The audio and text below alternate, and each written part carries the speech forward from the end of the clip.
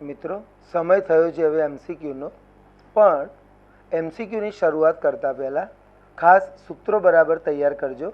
અને એમાં પણ જે બહુલકનું જે સૂત્ર છે ઝેડ બરાબર 3m - 2x બાર એ બહુ જ અગત્યના છે.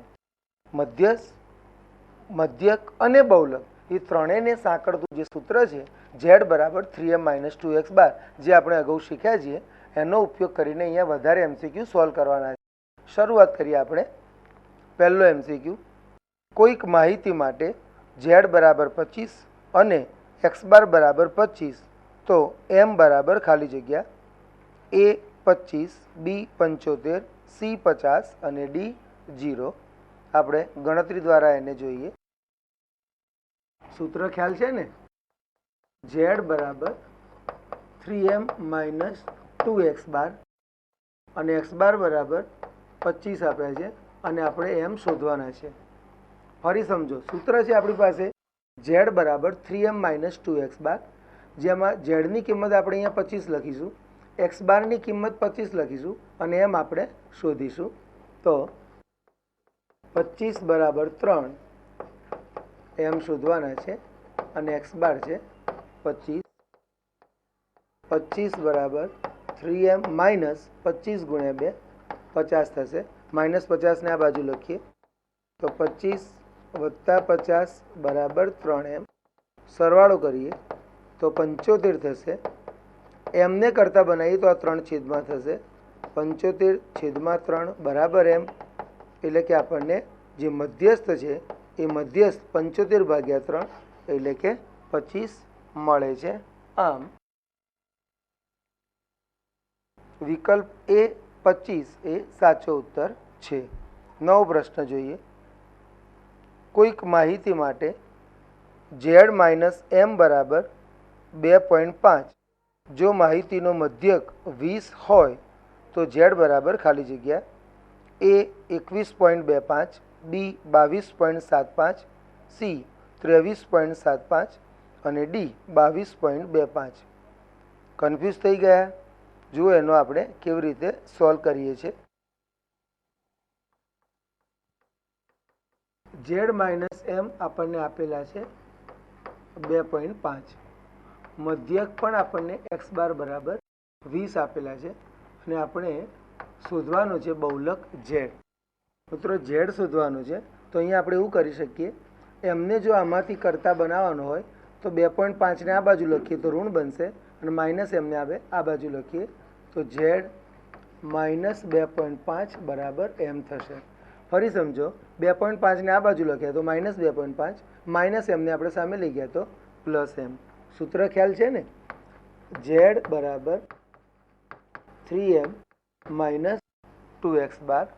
હવે ઝેડ બરાબર 3, એમના જગ્યાએ આપણે લખીશું ઝેડ -2.5 -2 અને એક્સ બાર 20 આપેલા છે. જુઓ મિત્રો, અહીંયા શું કર્યું આપણે? સૌથી પહેલાં એમને કરતાં બનાવીને આપણે એને ઝેડ સ્વરૂપમાં લખી દીધું, જે માહિતી આપી હતી એ સ્વરૂપમાં. હવે એક્સ બાર પણ આપણને આપેલો છે. હવે તમે આનું સાદુરૂપ આપો તો સ્વાભાવિક છે કે હવે એક જ ચલ બાકી રહ્યો ઝેડ, જે આપણને મળી જશે. માટે ઝેડ બરાબર 3નો આ બંને સાથે ગુણાકાર કરીએ તો 3z માઇનસ 3 ગુણ્યા 2.5 એટલે કે 7.5 થશે અને 2 ગુણ્યા 20 40 થશે. હવે આ બેનો આપણે સરવાળો કરીએ. ઝેડ બરાબર 3z માઇનસ 47.5, બે નિશાની સરખી છે, સરવાળો કરી દીધો અને અહીંયા લખ્યો છે. હવે ઝેડને આપણે શોધવાનો હોવાથી એને એક બાજુ લઈએ તો 3z માઇનસ ઝેડ -47.5 ને આપણે આ બાજુ લખીએ તો એ મળશે 47.5. 3z માઇનસ ઝેડ એટલે કે 2z થશે 47.5. હવે બે ગુણાકારમાં છે, સામે છેદમાં જશે તો 47.5 છેદમાં 2 બરાબર ઝેડ. હવે તમારે 47.5 ને 2 વડે ભાગવાના છે અને જે જવાબ આવે એ આપણો બહુલક એટલે કે ઝેડ ગણાશે. ભાગાકાર કર્યો મિત્રો તો જવાબ મળે આપણને 23.75. જુઓ મિત્રો, આ જ દાખલો છે એ શક્ય છે પરીક્ષામાં 2 માર્કમાં પૂછી શકે, બરાબર. પરીક્ષાની અંદર ટોટલ ગુણભાર કરવા માટે શક્ય છે કે 2 માર્કના દાખલામાં પણ આ પ્રશ્ન પૂછાઈ શકે. તો MCQ વાળો ન પૂછાય એવો કોઈ નિયમ નથી. એને આ રીતે પણ પૂછવામાં આવે તો સૌથી પહેલાં જે શું કર્યું છે સમજો. આમાંથી આપણે એમને કરતા બનાવી દીધો. x બાર 20 આપેલા છે, z શોધવાના છે. તો આ તો આપણું સૂત્ર છે, z બરાબર 3m - 2x બાર. તમે એમના બદલે z - 2.5 અને x બાર બરાબર 20 મૂક્યા. 3 બંને સાથે ગુણી દીધા અને સાદુરૂપ આપ્યું. ઝેડને એક બાજુ ભેગા કર્યા અને આપણે ઝેડને કરતા બનાવીને ઝેડ આપણે શોધ્યો 23.75. આમ વિકલ્પ સી 23.75 એ સાચો ઉત્તર છે. નવો પ્રશ્ન જોઈએ. જો x બાર માઇનસ ઝેડ બરાબર 3 અને x બાર પ્લસ ઝેડ બરાબર 45 તો m બરાબર ખાલી જગ્યા a 24, b 22, c 26 અને d 23. ગણતરી કરીને આપણે શોધીએ.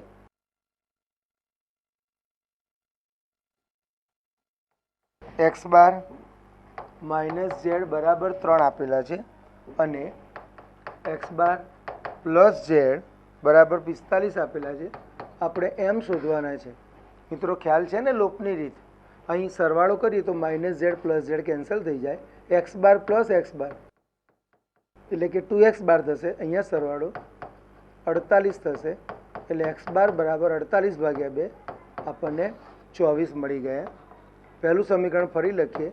x બાર માઇનસ ઝેડ બરાબર 3. અહીં x બારની કિંમત આપણે 24 લખીએ તો 24 માઇનસ ઝેડ બરાબર 3. 3 આ બાજુ લખીએ અને માઇનસ ઝેડને સામે લઈ જઈએ. 24 માઇનસ 3 બરાબર ઝેડ એટલે કે ઝેડ બરાબર આપણને 21 મળે. હવે x બાર અને ઝેડ જાણતા હોય તો સૂત્ર તો આપણને ખ્યાલ જ છે. ઝેડ બરાબર 3m - 2x બાર.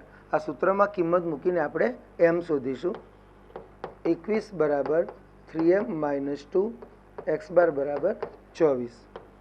માટે 21 બરાબર 3m 24 ગુણ્યા 2 એટલે કે 48. માઇનસ 48ને આ બાજુ લખીએ. 21 વત્તા 48 બરાબર 3m. બંનેનો સરવાળો 69 બરાબર 3m. 69ને આપણે 3થી ડિવાઈડ કરીએ એટલે કે ભાગાકાર કરીએ તો આનો જવાબ આવશે m બરાબર 23 એટલે કે 23. આમ ગણતરીના આધારે આપણને મધ્યસ્થની કિંમત 23 મળે છે. એટલે કે સાચો ઉત્તર વિકલ્પ ડી 23 છે. નવો પ્રશ્ન.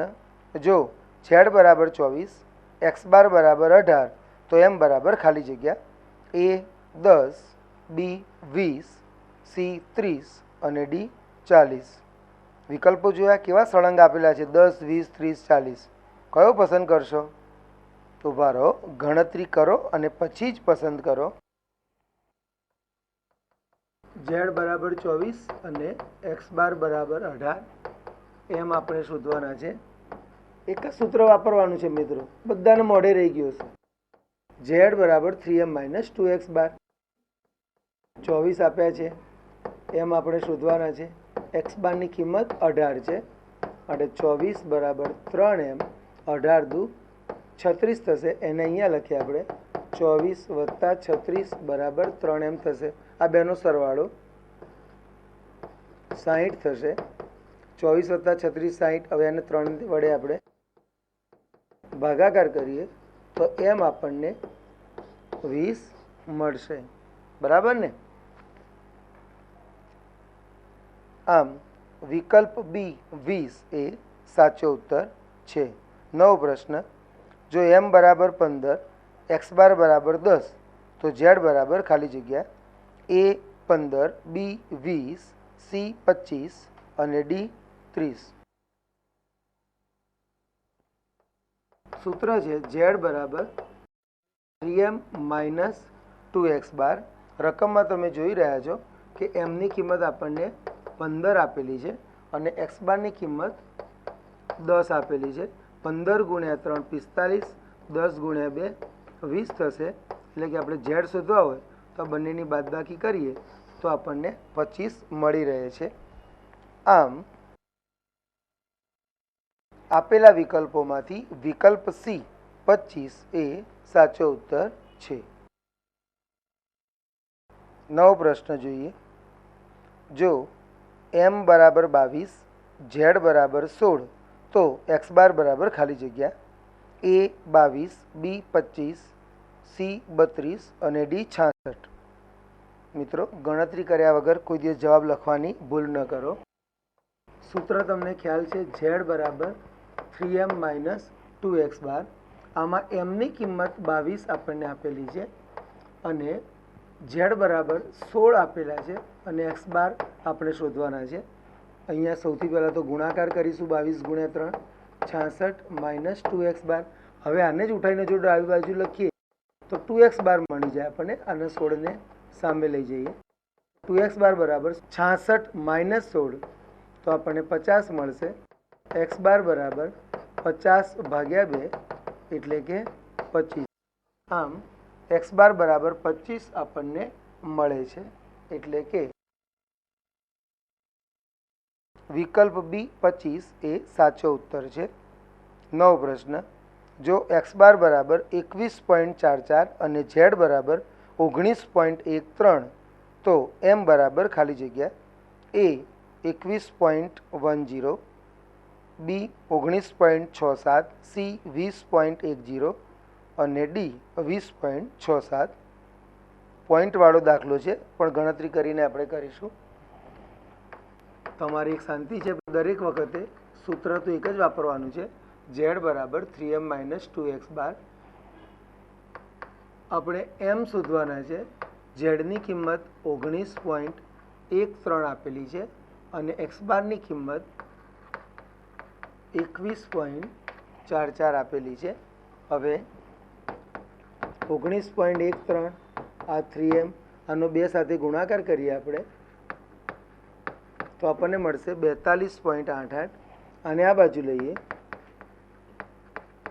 19.13 પછી માઇનસના પ્લસ થઈ જશે. 42.88 બરાબર 3m. અહીં આપણે આ બેનો સરવાળો કરવાનો છે અને જે જવાબ આવે એને આપણે 3 વડે ભાગીશું તો આપણને m મળશે.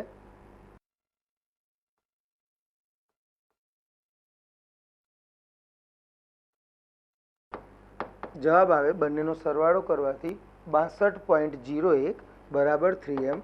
માટે 62.01 છેદમાં 3 બરાબર m. હવે આનો આપણે ભાગાકાર કરીએ તો આપણને જવાબ મળશે 20.67. આમ